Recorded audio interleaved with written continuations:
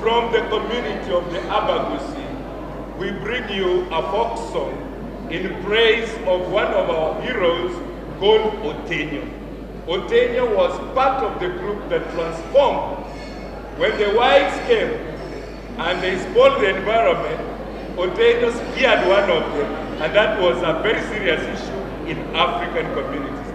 Welcome and enjoy with us, celebrating the heroism of Otenyo. Welcome.